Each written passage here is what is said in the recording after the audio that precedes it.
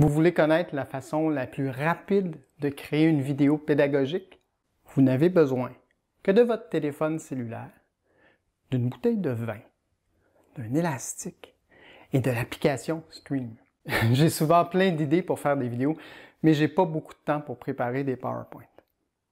Je préfère parfois m'adresser aux étudiants directement à la caméra, ou sinon avec l'aide d'un vieux tableau blanc que j'ai déjà à la maison. Dans ce cas-là, mon meilleur outil, mon outil préféré, c'est mon téléphone mobile. C'est un vieux téléphone qui date de 2014, mais qui possède encore une très bonne caméra vidéo, même meilleure que la webcam sur mon ordinateur portable. Ça peut être un message très spontané, qui demande très peu de temps de préparation. Mais, pour commencer, je dois m'assurer d'avoir suffisamment d'espace mémoire dans mon téléphone. Je vais donc commencer par installer le décor de ma classe virtuelle. Je m'assure de choisir un arrière-plan qui ne sera pas trop chargé pour ne pas distraire les étudiants. J'allume la caméra de mon téléphone et je choisis la caméra frontale en mode vidéo. Je prends soin de cadrer à l'horizontale et non à la verticale pour profiter au maximum de l'espace de diffusion en plein écran. Lorsque j'ai choisi l'arrière-plan idéal, je vais fixer l'angle de ma caméra au niveau des yeux.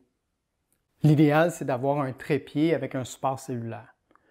Mais si on n'en a pas, je vous propose une astuce avec une bouteille de vin et un élastique.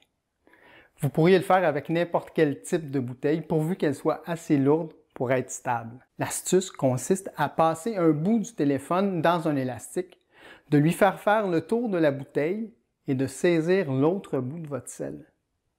Ensuite, je m'assure que le cadrage est bien droit. Je trouve une bonne distance pour occuper toute la hauteur du cadre.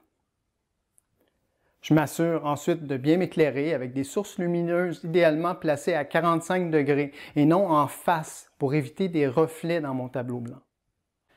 Pour avoir une meilleure présence sonore, je vais brancher dans la fiche de mon téléphone mes écouteurs à fil avec son micro, que j'ai pris soin de faufiler dans un bouton de ma chemise et qui va agir comme un micro-cravate. Je prends ensuite une minute pour faire un test de quelques secondes et je prends le temps de m'écouter et de me regarder attentivement. Attention, certains téléphones placent automatiquement le haut-parleur à off lorsque vous revisionnez. Assurez-vous évidemment que le haut-parleur est bien allumé. Ensuite, je fais les réajustements nécessaires techniques et je recommence. Et je me prépare. Lorsque tout est prêt, je prends une minute pour préparer mes notes et aussi pour faire un effort d'imagination. Je regarde directement dans la lentille de ma caméra et je m'efforce d'imaginer une classe pleine d'étudiants, souriants, attentifs et engagés. Si vous n'y arrivez pas, je vous recommande d'imprimer une image de classe d'Internet et de la coller en dessous de votre téléphone. C'est ce que je faisais avec mes enfants quand ils avaient un oral à présenter en classe. Ça marche tout le temps, c'est magique. Lorsque j'appuie sur le bouton rouge, je fais un effort pour être moi-même souriant, vivant. Je m'efforce de projeter juste un petit peu plus d'énergie que ce que je projette naturellement. Vous êtes-vous déjà demandé pourquoi le placement de l'angle de caméra est si important lors des réunions que vous faites avec vos étudiants? Si vous laissez votre portable incliné sur le bureau, l'angle de vue est ce qu'on appelle en contre-plongée. Ça vous donne un air dominateur, hautain. En bout de ligne, les étudiants vont vous sentir peut-être écrasés, dominés par leur interlocuteur. C'est plus ou moins agréable. Par contre, si on prend le soin de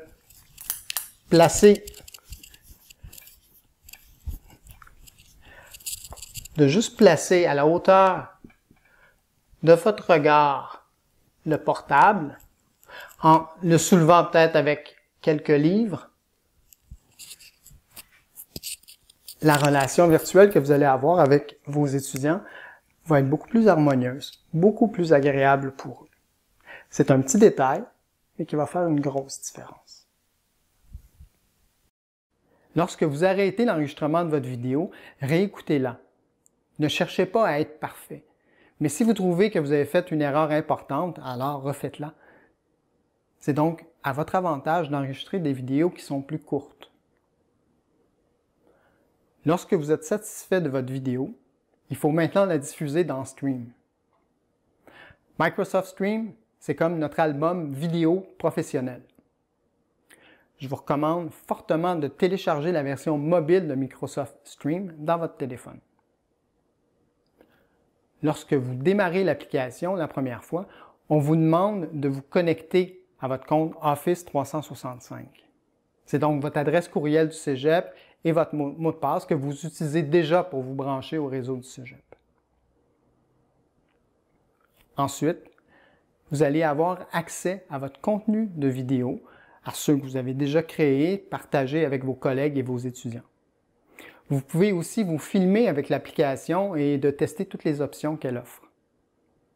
Mais l'avantage de cette application mobile, c'est de pouvoir télécharger une vidéo filmée précédemment avec votre téléphone et de la diffuser directement dans votre compte Stream. Attention, il ne faut pas oublier de décocher l'option « Rendre accessible à toute l'organisation » si vous souhaitez partager seulement qu'avec vos étudiants. Il ne vous reste qu'à ouvrir la vidéo sur votre ordinateur pour modifier les détails et les autorisations d'accès.